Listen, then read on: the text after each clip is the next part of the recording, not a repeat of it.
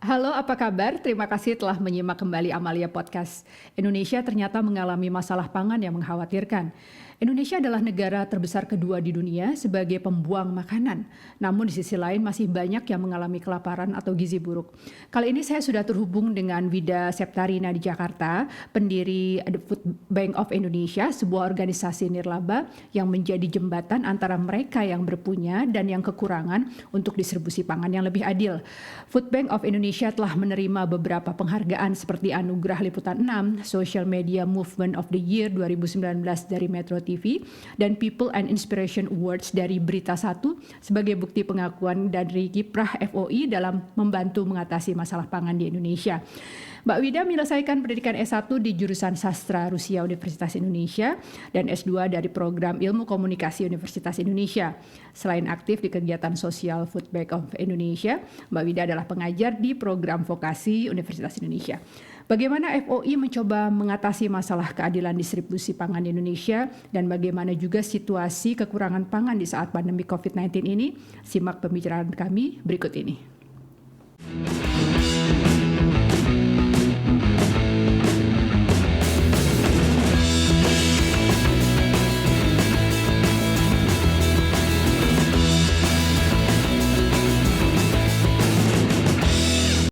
Assalamualaikum Mbak Wida, apa kabar? Waalaikumsalam. Maaf kalau internetnya nggak stabil ya. Mudah-mudahan bisa terangkat. Mudah-mudahan bisa lancar internetnya. Ini Indonesia udah canggih kok Mbak, internetnya udah makin bagus sekarang. Apalagi di Depok kan, kota pelajar harusnya ini ya, ya kota mahasiswa harusnya Ya, internetnya bisa lancar nih. Oke, sebelumnya terima kasih banyak Mbak Wida sudah betul. meluangkan waktu untuk hadir di atau berbincang-bincang di podcast saya. Udah lama banget pengen ngundang Mbak Wida nih sejak sebenarnya saya udah lama banget sih tahu kiprahnya Mbak Wida ya. Dulu ingat pernah beli mugnya FOI nih zaman dahulu kala waktu baru awal-awal ya Waduh, Mbak terima ya. kasih banget ya. Sebagai aduh itu Iya. kontribusi yang kecil banget untuk usaha-usaha Mbak Wida dan Mas Hendro dalam itu tadi bagaimana untuk mengatasi masalah pangan di Indonesia ini. Nah, tadi yang saya sampaikan di awal itu kan cukup ironis ya Mbak ya. Jadi ada semacam masalah keadilan pangan sebetulnya yang dialami oleh Indonesia seperti itu kan. Di satu sisi banyak orang yang membuang pangan, membuang makanan, food waste, tapi di sisi lain banyak juga orang-orang yang membutuhkan. Nah, ini tentunya yang menjadi concern FOI dan menjadi dasar utama pendirian ya Mbak ya, melihat bagaimana dua hal yang kontradiktif ini kok terjadi gitu di Betul. Indonesia, dan mungkin sebetulnya memang tidak, ini bukan hanya masalah Indonesia sih Mbak ya, ini masalah banyak negara juga di dunia. Nah, kira-kira cara apa saja selama ini yang sudah dilakukan oleh Food Bank of Indonesia untuk menanggulangi kedua hal ini Mbak secara simultan, jadi mengatasi keterbuangan pangan ini dan kemudian mencoba membantu kekurangan pangan atau masyarakat yang masih dalam kondisi kekurangan pangan di Indonesia Mbak. Iya, sebenarnya nggak ada niat untuk bikin food bank. Oh gitu, oh ya boleh Jadi dicerita sebuah awalnya. kecelakaan yang, ya. Jadi mungkin kalau boleh diceritakan Mm-mm. bahwa eh, kan saya bekerja di PR ya. Oke, ya. Jadi memang banyak sekali membaca media hampir setiap Mm-mm. hari, membaca persoalan apa ya, Kesra begitu ya. Mm-mm. Jadi pertama memang niatnya adalah untuk keadilan pangan gitu, Oke. karena banyak sekali orang yang masih kelaparan gitu kan. Dan Indonesia ini waktu itu tahun 2015 kira-kira mungkin kita sudah merdeka 70 tahun kali ya, lebih lah Mm-mm. dari 70 tahun, tapi masih ada anak kelaparan. Kalau kita baca koran, itu ada yang bahkan sekeluarga kelaparan, atau seorang ibu meninggal karena kelaparan. Itu Mm-mm. tuh sering. Mm-mm. Bahkan ada beberapa teman juga gitu yang dia eh, menemukan ya beberapa kasus dan bercerita juga kepada kami gitu bahwa kok ada anak namanya ini tinggalnya di Jakarta loh itu. Jakarta loh. Jakarta Oke. itu kan ibu kota ya dia. Iya, iya. Mm-mm. Tapi selemparan, kata mereka, selemparan kolor lah Mm-mm. dari yang namanya Monas atau Heeh, heeh. pusat kota. Tapi mereka masih ada yang kelaparan. Itu menyedihkan sekali. Jadi itulah awalnya kita berpikir untuk gimana sih kalau kita melakukan sesuatu aksi nyata nih, kan udah lama nih kita ngomong banyak kelaparan, banyak gizi buruk. Nah, ternyata kita lihat juga data-data stuntingnya tinggi sekali Iya betul, saat stunting. itu. Ya, stunting kita 30% lah, 32% saat itu ya. Jadi memang kita mau bawa Indonesia ini kemana sih ya. gitu. Terus masa sih kita ini nggak bisa mengupayakan sesuatu ya yang simpel-simpel aja gitu, tapi bisa menolong nggak seluruh orang Indonesia, nggak 30% itu atau berapa persen yang susah, tapi minimal orang-orang di sekitar kita itu mendapatkan manfaat dari apa yang kita kerjakan atau kita gerakkan gitu. Jadi awalnya memang kita membuka semacam, kalau di luar negeri ya, karena Lia kan di Australia itu pasti ada kan biasanya pantry gitu ya. Kita buat itu semacam sarapan pagi bareng di depan kantor. Oh, di depan kantor kita gitu. Jadi memang ya, di pusat-pusat perkantoran gitu Mbak ya, dibukanya dapur-dapurnya. Enggak, pertama cuma kantor kita kan di daerah Cipete ya. Oh oke ya awalnya ya. Nah, itu hanya buka satu saja ada garasi, kita manfaatkan untuk tempat. Saya nggak ada gambarnya ya, nanti saya kirim gambarnya kalian. Jadi awalnya tuh kita membagikan kupon, jadi orang-orang yang memang sudah kita data lah mereka. Mereka tuh rata-rata penghasilannya sehari 30-an ribu lah, 32.000, 35.000, anaknya 3. Nah, bayang nggak gimana cara memberi makan anak-anaknya itu dengan makanan yang layak gitu. Jadi karena semakin banyak orang yang datang, akhirnya kita bilang kita harus memikirkan sesuatu nih gitu.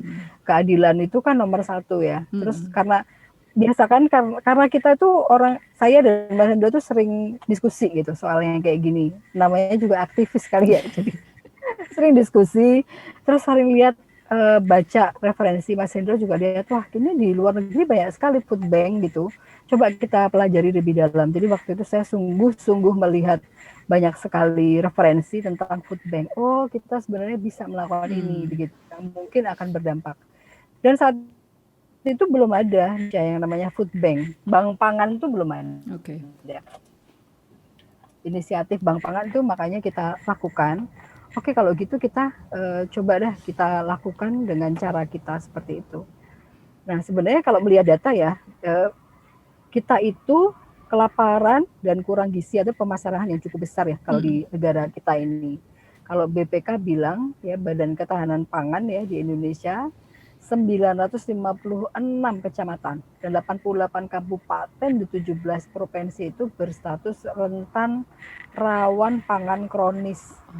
Rawan pangan kronis loh, ya kan? Jadi menurut saya ini hal yang penting banget ya kita garis bawahi. Jadi persoalannya adalah kita udah merdeka tapi kita nggak benar-benar merdeka belum bisa gitu. Merdeka pangan dan betul. Itu masalah utama. Karena kalau kita punya pemerintahan tujuannya pasti kesejahteraan rakyat.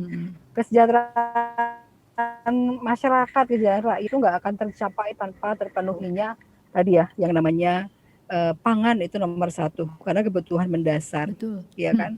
Makanya orang pangan sandang papan ya sebenarnya. Pertama, kedengeran nggak? Kedengeran Mbak, kedengeran.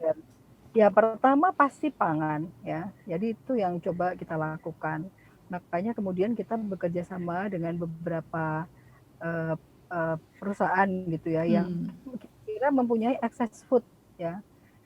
Karena orang sangat di Indonesia itu kalau kita ngomong food waste gitu, itu sangat wah kok kita mendapatkan makanan sisa dikirain sisa. Padahal bukan sisa ya yang kita rescue itu adalah makanan yang masih layak.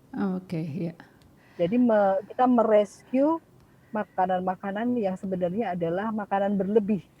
Perusahaan apa Mbak yang saat itu Mbak Wida approach yang kira-kira tadi memiliki akses ya kelebihan dalam bidang pangan ini Mbak? Betul, yaitu perusahaan-perusahaan produksi pangan yang memproduksi pangan ataukah itu Horeca ya. Horeca itu kayak hotel, restoran, kafe, kemudian supermarket, kemudian bakery ya, bakery begitu ya. Jadi kita coba mencari tahu mereka itu sebenarnya kalau sudah tutup makanannya Nah, betul diapain betul, gitu. iya Mbak, Ternyata betul. mereka Ya oke. Jadi berarti perusahaan yang FOI approach pada waktu itu adalah yang bergerak di bidang misalnya perhotelan, restoran, kafe atau bakery ya Mbak ya, karena mereka punya bakery. kemungkinan untuk apa ya membuang dalam tanda kutip gitu makanan karena memang untuk industri-industri ini kan ada standarnya ya, kalau sudah jam segini, kalau sudah beberapa waktu mungkin sudah tidak layak lagi dikonsumsi untuk standar mereka dan lain-lain seperti itu ya Mbak ya. Betul sekali, Mm-mm. betul. Dan memang sebagian besar tuh membuang Mm-mm. karena itu jadi bagian dari SOP mereka ya. Oke, Tidak bisa disalahkan juga karena betul SOP-nya tuh betul. kalau itu kayak supermarket yang afiliasinya ke Perancis misalnya gitu ya, Heeh. dia kan memang sudah ada aturan mainnya Betul seperti betul Mbak, itu iya. gitu. Mhm. Bahkan kalau di hotel-hotel tuh makanan berlebih nggak boleh dibawa pulang Dibawa loh, sama pulang. Karena mungkin pegawainya juga nggak takut boleh. resiko ada apa poison Betul, gitu Mbak ya kalau misalnya dikonsumsi. betul, Dan mereka ya nggak mau ya, tanggung jawab kan kalau kemudian terjadi apa-apa dengan konsumen apa dengan yang mengkonsumsi makanan tersebut gitu ya. iya iya Mm-mm. betul. Jadi itu juga juga persoalan. Tapi kalau Oke. di Eropa kan saya juga baca ya kayak Mm-mm. di Perancis gitu, di Inggris itu tuh mereka tuh sudah mulai memang bekerja sama dengan Oke. apa food bank atau Mm-mm. apa kitchen gitu ya yang memang Mm-mm. itu digunakan untuk masyarakat gitu. Jadi Mm-mm. bahkan sudah ada regulasinya gitu. Mm-mm. Sementara Oke. kita kan nggak ada gitu. Mm-mm. Gitu sih. Nah, Oke. itu cukup membuat awalnya memang tantangannya sangat besar gitu karena apa sih ini sebenarnya nih ngapain sih orang ini pada mau ngapain gitu. Kok minta ini, minta apa misalnya contoh ya, kalau kita ke supermarket, Nah. kita tuh ibu-ibu nih kalau belanja rata-rata itu membeli makanan atau barang yang tahunnya masih jauh. Jadi Mm-mm. misalnya 2000 2024 gitu Mm-mm. atau 2025 gitu. Oke. Yang pokoknya yang produksinya masih jauh gitu. Sementara yang 2021 nih itu nggak ada yang ngambil. Apalagi kalau Mm. 2021 April gitu, Mm-mm. itu nggak diambil. Jadi supermarket juga harus menurunkan itu dari Oke. display kan. Nah itu kan Oke. juga terbuang gitu. Oke, oke, Nah oke. itu banyak sekali lihat tuh banyak sekali Mm-mm. makanan yang terbuang yang Betul. expired date-nya masih cukup lama ya, masih 3 Mm-mm. bulan, masih 2 bulan, dan Mm-mm. masih Mm-mm. banyak yang bisa digunakan untuk membantu memberikan pangan yang baik ya kepada Oke, saudara-saudara yang membutuhkan gitu. oke. Jadi di situ ya Mbak, bagaimana FOI berusaha mempertemukan ya antara industri yang punya resiko untuk apa ya, yang membuang dalam tanda kutip pangan ini dengan mereka yang membutuhkan. Nah, apakah FOI kemudian juga membuka kesempatan bagi masyarakat yang lebih luas Mbak, untuk mendonasikan makanan-makanan kepada yang membutuhkan? Ya, Mm-mm. tentu saja Mm-mm. karena masyarakat itu sebenarnya gini, eh, kalau food waste Mm-mm. itu yang terbanyak di Indonesia itu sudah pernah ada penelitiannya. Mm-mm. Jadi paling besar itu adalah sampah rumah tangga, Oke. yaitu makanan sebenarnya. Jadi Mm-mm. salah satu misi kita juga adalah mengurangi food waste itu. Mm-mm. Makanya kenapa kita mengkampanyekan juga ambil secukupnya, habiskan Nah, misalnya seperti itu. betul-betul. Oke. Dulu Kemudian kan kita ibu-ibu, diajarin ini Mbak ya, kalau makan harus habis sampai iya not even single apa ya, nasi itu nggak boleh gitu kan ya. betul Itu betul kan sekali, ajarannya betul. sebetulnya bagus ya Mbak, untuk tidak apa, membuat makanan itu mubazir ya. Sangat bagus itu Heeh. ajaran yang memang dari harusnya itu apa ya, kearifan lokal ya kalau Betul menurutku betul. ya. Jadi Mhm mhm. memang harusnya begitu. Nah, Mhm. sementara orang tua sekarang mungkin ya yang yang usianya muda gitu, itu tidak terpapar lagi yang Iya, seperti itu. Jadi oke. dibiarkan saja misalnya ketika anaknya makan ngambil Mhm. seenaknya Mhm ditinggalkan. Saya mhm. sering loh ke Mhm. restoran gitu ngelihat di kiri kanan kita tuh banyak orang yang masih apa makanannya tersisa gitu. Betul. Mhm Di mhm. kawinan ngambil Betul, semua sebanyak-banyaknya diambil di sampai setiap gubuk-gubuk diambil tuh Mbak ya. betul. Heeh, Ternyata nggak nggak dimakan, cuma dimakan, betul. diicip-icip Iya doang. iya Buat betul Mbak, mhm.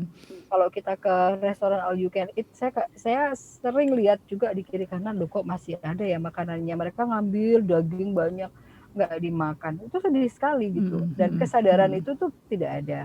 Nah, bagaimana orang-orang tua seperti kita ini tidak punya kesadaran, terus bagaimana mau ngasih tahu anak-anaknya gitu. Ya kan, kalau dulu tadi dia cerita kalau orang tua dulu suka ngomong, kalau makanannya nggak dihabiskan nanti ayamnya mati misalnya atau apa ya kan gitu kan.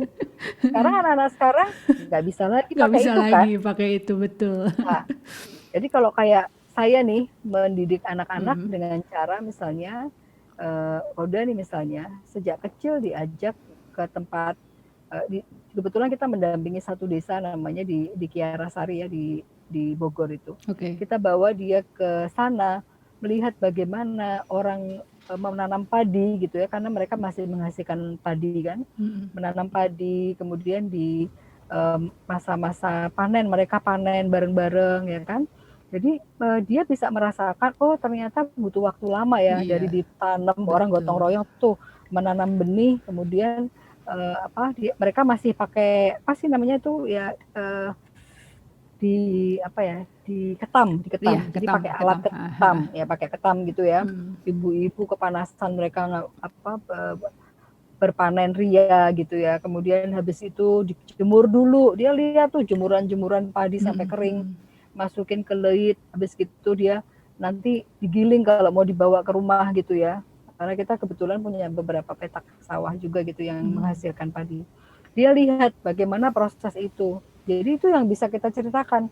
Kamu lihat deh bahwa ini dibawa loh ke sana. Itu perjalanan ke Jakarta itu 3,5-4 jam menggunakan mobil, ya dia menghabiskan bensin juga, ya kan.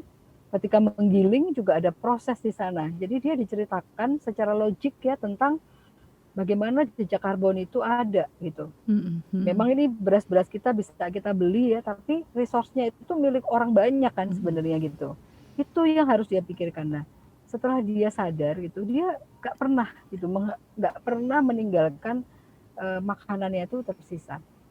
Bahkan dia bilang sebutir ini kalau sekian juta mau satu butir tertinggal bisa berapa banyak. Nah itu kesadaran yang harusnya kita tanamkan kepada anak-anak ya. Betul Mbak, betul sekali. Tidak lagi mitos ya, tapi diceritakan ya tentang ini loh, ini nyata ini bahwa akan ada climate change gitu, yang akan terjadi dan membahayakan anak cucu kita gitu. Sehingga dia juga jadi punya kesadaran ya untuk lebih bijaksana gitu ya, lebih bijaksana terhadap kehidupannya sehari-hari, kayak misalnya buka air, ya sesederhana gitulah. Itu tuh harus ditanamkan ya ternyata dari anak-anak itu bersama kita gitu loh. Karena kalau enggak nanti dia pergi nih dari rumah, misalnya dia harus udah kos sekolah sendiri atau apa. Kalau kita nggak bekali dia dengan itu, dia akan sembarangan juga gitu. Nah itu penting banget peran kita sebagai orang tua ya. Iya. Terima kasih Mbak, itu menarik sekali ya bagaimana kita harus meneruskan awareness ini tentang pentingnya untuk menghargai pangan gitu ya, bahwa apa yang terhidang di depan kita ini sebetulnya prosesnya panjang banget gitu kan, melibatkan begitu banyak orang, melibatkan begitu banyak usaha gitu kan, dan juga tentunya dana yang tidak sedikit, sehingga memang seharusnya tidak kita sia-siakan karena masih banyak di luar sana yang ternyata masih membutuhkan gitu ya. Sementara kita cenderung untuk ya kalau udah kenyang, udah nggak pengen lagi terus kita buang. Nah sekarang berkaitan dengan situasi pandemik Mbak, ini kan sebuah situasi yang berakibat ke seluruh banyak sekali aspek kehidupan, tentunya ketersediaan pangan adalah salah satu yang sangat terdampak. Nah dari pengamatan Mbak Wida sendiri dan teman-teman di FOI, bagaimana nih Mbak dampak dari situasi pandemik ini terhadap mendistribusi pangan gitu yang secara adil di Indonesia, dan kelompok-kelompok mana saja yang paling rentan terkena dampaknya atau misalnya terkena kelaparan ini Mbak di tengah-tengah suasana pandemik? Betul, kalau kita melihatnya bahwa tentu saja anak dan lansia ya Mbak, lansia itu sangat terdampak ya, karena mereka adalah masyarakat yang paling rentan. Kenapa kok kita sampaikan paling rentan? Makanan itu tidak bisa datang sendiri kepada anak, ya kan? Dia harus di-feeding atau diberikan lah kepada caregivernya atau orang tuanya kepada dia. Nah, sebagai contoh ya, saya punya banyak bahan di rumah gitu, tapi saya tidak memasak itu dan memberikan kepada anakku gitu. Jadi itu juga dia nggak akan makan, nggak akan sampai ke dia. Jadi itu masalah bukan persoalan ketersediaan saja ya, tapi masalah akses gitu. Dia punya keterbatasan akses. Itu yang kemudian kita pikirkan, wah ini yang namanya COVID itu menyebabkan daya beli juga menurun ya. Daya belinya menurun karena banyak sekali orang kehilangan pekerjaan juga gitu ya. Kemudian yang terjadi adalah adanya keterbatasan akses tadi, akses pangan tadi, kemudian juga ketersediaannya yang memang juga berkurang gitu, dan keterjangkauan gitu. Mungkin nggak terjangkau itu yang dia ingin makan itu tuh tidak terjangkau dengan kualitas yang biasa dia makan gitu. Nah, itu yang menjadi persoalan utama ketika kemudian kita mengadakan satu gerakan yang namanya Aksi 1000 Bunda ini, melibatkan para bunda. Jadi kita ingin setiap kenapa kok bunda ya? Karena memang yang kita approach adalah para guru PAUD. Anak-anak ini tidak sekolah ya, sudah tidak sekolah, tapi guru PAUD di lingkungan itu. Karena kalau di Indonesia masuk ke PAUD itu biasanya anak-anak di sekitar itu kan. Iya betul Mbak. Anak-anaknya kan paling di RT RW setempat. Jadi gurunya tuh tetap bisa memantau mereka, tetap bisa bergerak gitu ya. Ada yang sebagian juga masih buka tapi sebentar gitu, masuk kelas tapi sebentar gitu. Itu yang kita minta mereka, kita rekrutmen gitu, dan sekarang itu sudah sekitar 4.000 relawan ya bergerak untuk membantu anak-anak di sekelilingnya. Jadi dengan cara apa? Dengan cara tadi kita punya dapur-dapur pangan yang dikelola oleh baik para guru PAUD maupun kader gitu ya, dan ibu di lingkungan sekitar gitu. Itu yang kita lakukan untuk memastikan bahwa anak-anak ini tidak mengalami kesulitan ya dalam hal mendapatkan makanan. Sebenarnya ada hal-hal lain lagi sih yang kita ingin capai gitu. Karena kita juga melakukan riset 40-50% anak itu sekolah dengan perut lapar. Betul sekali. Jadi Mbak, setiap betul, pagi, iya. Nah itu ngeri ya, maksudnya setiap pagi itu mereka kosong perutnya sampai jam 12 atau jam dia pulang gitu kan, baru pulang ke rumah baru makan. Sebetulnya apa sih Mbak penyebab mereka tuh nggak sarapan? Maksudnya memang karena tidak ada gitu ya, tidak ada itu tadi, tidak ada aksesnya, atau misalnya orang tuanya terlalu sibuk, terlalu repot untuk menyediakan sarapan, atau memang sarapan tidak dianggap sebagai hal yang penting untuk anak-anak Indonesia, Mbak? Nah, yang semua yang dia sebutkan adalah itu persoalannya. Jadi kemiskinan tentu saja membuat sulit juga ya menyediakan pangan layak gitu. Padahal kadang-kadang mereka mempunyai uang. Misalnya nih ada uang berapa ribu gitu, udah deh nanti untuk jajan gitu ya. Jajan. Sementara anak-anak itu tahu sendiri pasti mencari yang asin-asin ya. Saya nggak anti yang namanya cilok cimol dan teman-temannya, saya tidak anti. Tapi bagaimana bila itu dikonsumsi anak-anak itu sebagai dalam waktu yang pokok sangat ya Mbak. lama. Betul.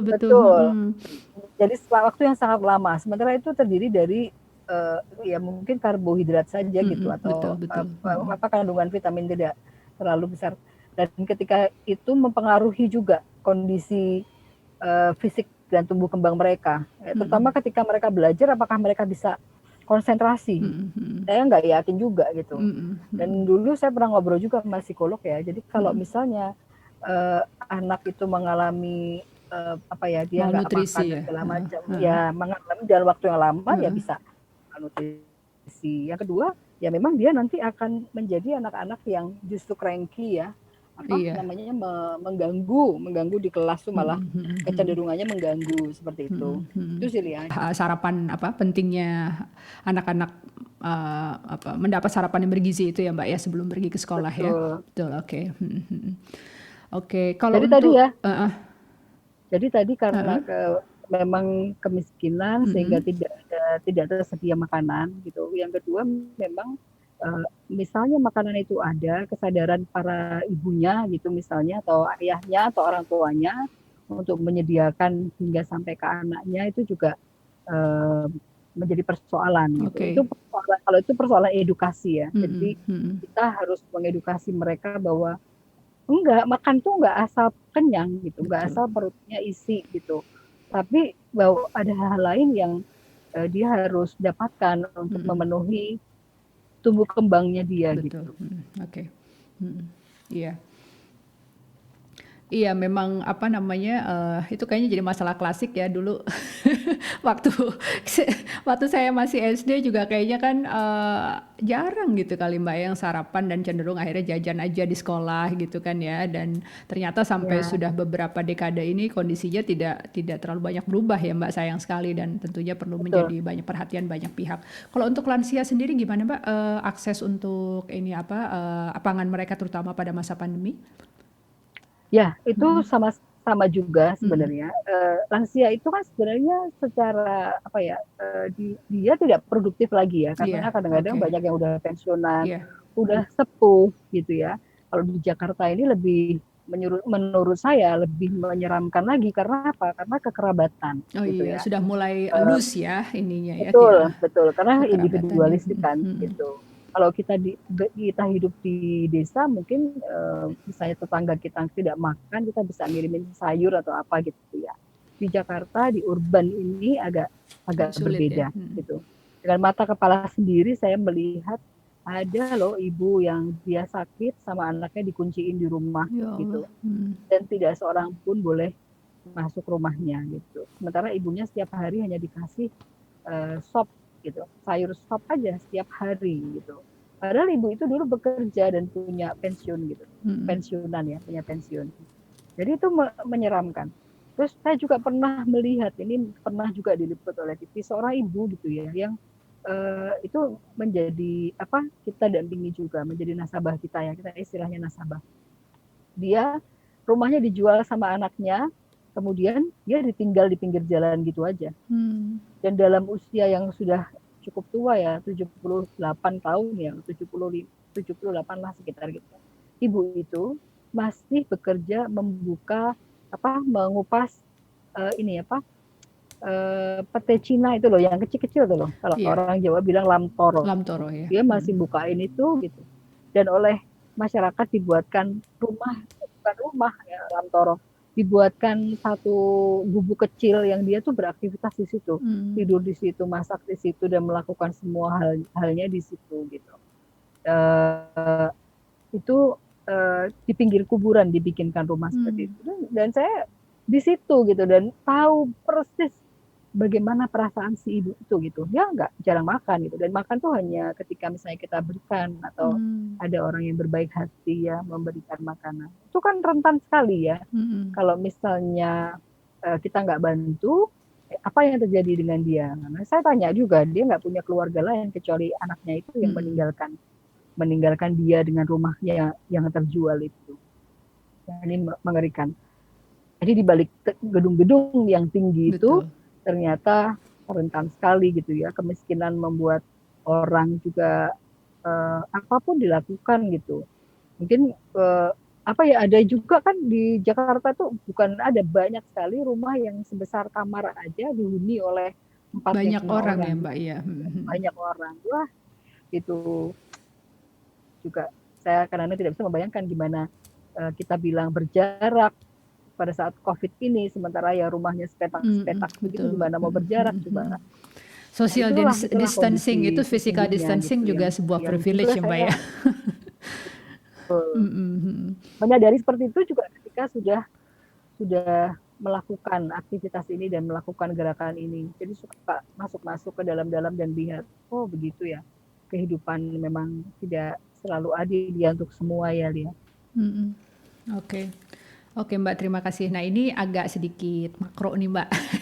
Kalau tadi kan kita bicara di tatanannya mikro ya tentang bagaimana aktivitas FOI untuk menjangkau kelompok-kelompok yang rentan kerawan pangan ini. Nah ini kan Ya, sebetulnya masalah pangan ini kita terkait juga dengan kebijakan nasional ya Mbak ya. Bagaimana untuk ya, mewujudkan sebuah keamanan dan kedaulatan kan, ya food betul. security dan food sovereignty, karena itu akar apa gambar besarnya adalah ke arah situ gitu dari semua yang terjadi di level masyarakat.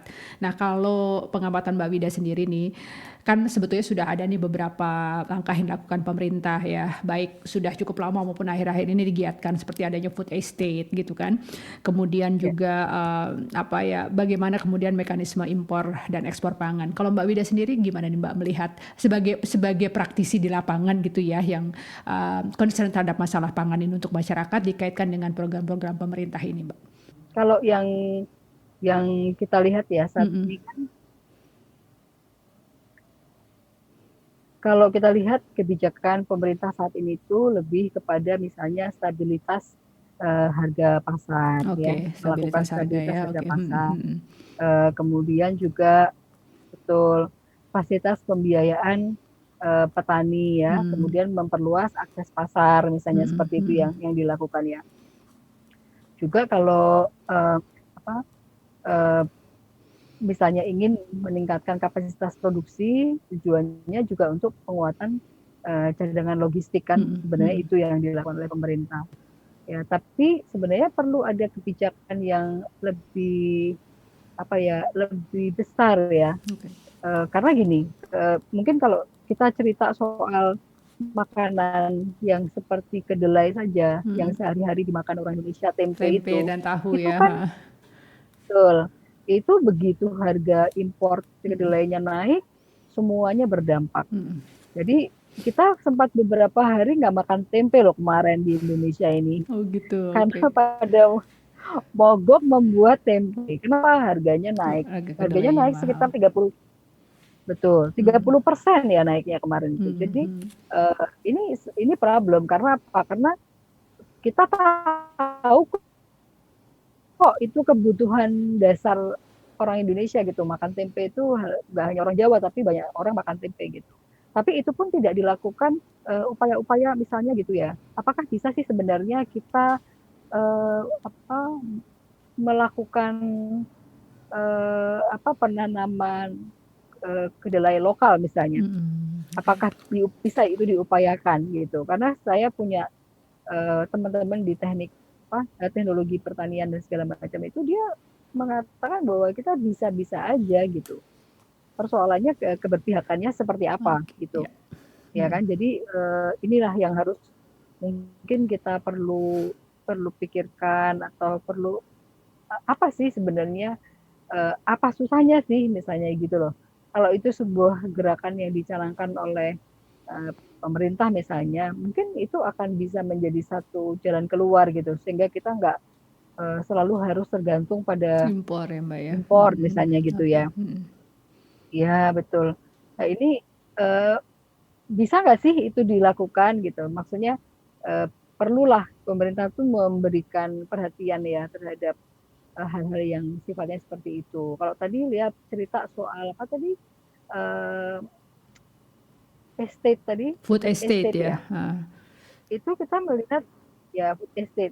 Food estate saya baca di Kompas ya hari ini juga gagal panen ya. Mm. Itu ada informasi gagal panen yang ini beritanya hari ini ya. Jadi mungkin strateginya yang mungkin harus juga di apa ya Dikaji ulang ya Mbak ya. bisa dikaji ulang Mm, gitu. mm, Karena juga saya dengar di sana itu bentuknya ya seperti perusahaan ya, perusahaan pangan dan segala macam. Tapi eh, seperti apa sih harusnya dilaksanakan misalnya secara bersamaan gitu ya? Itu yang kita nggak lihat mm. strateginya ya untuk Oke. supaya semua bisa bareng-bareng menuju apa ya goal yang ingin dicapai. Misalnya mau ngomong kedaulatan pangan atau ketahanan pangan itu kan nggak hanya satu pihak melakukan itu gitu, tapi gimana supaya kita semua bisa bareng-bareng. Mm. Contoh, ini hal yang salah ya yang dilakukan pemerintahan zaman dulu ya, karena semua orang dipaksa makan beras kan Nah, ya, ingat ya? betul betul Mbak, iya. Banyak ya, dulu dipaksa semua makan beras, termasuk orang-orang di luar Jawa Iya. yang tidak makan beras harus makan beras, ya kan? Karena dikasih juga untuk pegawai negeri dikasih insentif beras, Mm, misalnya dulu mm, ya. mm. Um, itu bahkan yang namanya Pak Emil Salim waktu saya datang ke acara ke Hati, Pak Emil saya menyatakan bahwa itu juga bagian dari kesalahan kesalahan para teknokrat itu ekonomi zaman itu ya, karena pemikirannya hanyalah pada ekonomi, tapi tidak menyadari bahwa itu selanjutnya kemudian juga meredam ya potensi-potensi keanekaragaman hayati kita gitu ya kan, karena sebenarnya banyak kayak sorghum apa segala macam ubi-ubian itu kan bisa kita kembangkan, tapi karena semua menjadikan secara itu kan gerakan bersama tuh, gerakan yang disupport oleh pemerintah, kemudian semua mengikuti. Nyatanya bisa kan semua makan beras, bahkan kita dinyatakan surplus beras, swasembada beras, itu zaman dulu bisa gitu. Meskipun menurut saya itu nggak benar ya, karena tadi potensi-potensi pangan lokal lain juga tidak jadi terabaikan ya Mbak ya, karena untuk mengejar swasembada beras itu tadi. Betul, dan itu terjadi sampai sekarang kan, maksudnya kita punya sorghum, kita punya apa, tapi orang tetap mencari beras gitu. Anak-anak kita dididik makan beras, kalau nggak makan beras setiap hari nggak kenyang. Iya, kayaknya gitu. Belum makan ya, kalau belum makan nasi belum makan, betul. Betul sekali. Itu bisa nggak sih kita kampanye bahwa sumber pangan itu nggak hanya beras, misalnya gitu loh Lia, ya kan? Apalagi kalau sekarang kita lihat bahwa sawah dibangun untuk jadi jalan, untuk jadi mall, untuk jadi apa, lahan berkurang gitu kan lama-lama gitu. Ya itulah di luar Jawa misalnya tidak cocok mau nanam beras, cocoknya menanam sagu atau menanam sorghum. Ya udah, itu aja dikembangkan gitu dengan support yang itu. Maksud saya kita sebenarnya kalau misalnya sungguh-sungguh ya mengelola ini, kita tuh luar biasa banget gitu loh, ya kan? Jadi bahwa sebuah nyanyian itu yang apa kita tanam jadi emas segala macam itu mungkin memang iya gitu. Tapi upayanya menuju ke sana mungkin ya belum secara gerakan ya. Menurut saya itu gerakan sih kayak gitu tuh harus semua diarahkan untuk menuju ke sana. Gerakan dan political will ya Mbak ya. Jadi itu ya perlu juga bagaimana konsistensi dari pemerintah untuk benar-benar ingin mewujudkan itu tadi kemandirian pangan, yaitu yang Mbak Wida sudah sorot tadi, misalnya lebih membudidayakan varietas-varietas lokal ya, seperti untuk kedelai, dan itu satu lagi itu penting banget memang Mbak, diversifikasi pangan. Kita memang rice lover kita terlalu cinta sama nasi Mbak dan sama beras, padahal tentunya bahaya lain untuk kesehatan juga mengintai ya Mbak ya, diabetes kan, karena beras itu kandungan kandungan gulanya itu kan cukup tinggi gitu. Jadi sebetulnya kita punya banyak varietas pangan lain yang sebetulnya bisa lebih kita halo. Iya. Kalau di Australia sendiri kan nggak orang kan makanannya beragam kan. Iya. Aku pengen tanya kalau di luar negeri lah ya gitu kan, orang juga bisa tumbuh dan baik dengan mendapatkan kandungan-kandungan dalam pangan-pangan yang lain gitu, maksudnya beragam gitu loh. Iya betul Mbak. Kita nggak harus selalu beras. Karena kemudian saya menyadari juga gitu, dulu karena sudah terlanjur dikasih tahu beras makanan sehari-hari, kalau nggak makan nasi kayaknya nggak makan. Iya, kayak nggak makan, kan betul. Kan, akhirnya itu psikologis ya, psikologis kita gitu, mekanisme psikologis kita. Kalau belum makan nasi kita rasanya belum makan. Oke. Terima kasih banyak Mbak Wida belum makan. Betul. Terima kasih banyak Mbak Wida penjelasannya. Nah ini yang terakhir Mbak, mungkin Mbak Wida punya tips gitu untuk teman-teman ya, baik di level individu maupun keluarga, bagaimana sih Mbak untuk supaya kita bisa lebih bijaksana dalam mengelola dan mengkonsumsi pangan. Mbak Wida bisa memberi tips untuk teman-teman kita baik yang di level individual maupun di level keluarga, bagaimana supaya kita bisa lebih bijaksana dalam mengelola dan mengkonsumsi pangan Mbak, supaya tidak ada lagi yang terbuang atau tidak terlalu banyak lagi saudara-saudara kita yang kekurangan pangan. Aku melihatnya gini ya, kita ini kan menghadapi pandemi ya sekarang. Kita belajar banyak banget dari persoalan pandemi ini, dari datangnya pandemi ini, bahwa kita kelihatan banget ya, nggak siap gitu, bahwa kita menghadapi sesuatu yang kita nggak bisa kontrol sama sekali gitu. Kalau kita lihat orang-orang semakin susah ya, kalau terbukti loh, Food Bank itu naik 140% membagikan makanan kepada masyarakat di masa pandemi. Karena apa? Karena tidak ada yang namanya tadi security ya, untuk kita bisa mengolah makanan kita sendiri. Kita misalnya mempunyai apa ya, orang Indonesia biasanya ada punya banyak tempat luas untuk kita bercocok tanam. Harusnya itu sudah kita mulai gitu dari yang sangat kecil di keluarga gitu, sehingga kita